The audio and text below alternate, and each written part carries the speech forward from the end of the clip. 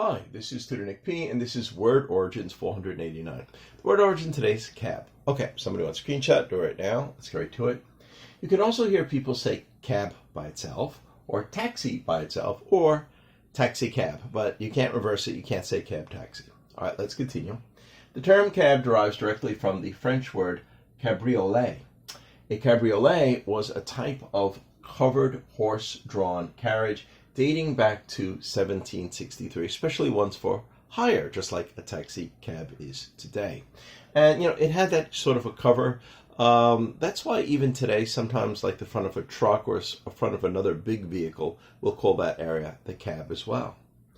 Okay, the term cab is the shortening of the word cabriolet, which made its way into English in the early 1800s. All right, let's continue. Some also say it came from taxicab, the term taxicab, which was the original name for a taximeter, what we call a taximeter today, the instrument that calculates a passenger's fare. So, when you go into a taxi cab and you see the numbers starting to go up on that little machine there, that is a taximeter. And later was shortened to cab, again. All right, and we got 4 examples here to show just how it's used. Here's the first one. In American English, one can get the attention of a cab by flagging down a cab, waving down a cab, or hailing a cab. Good. Number 2.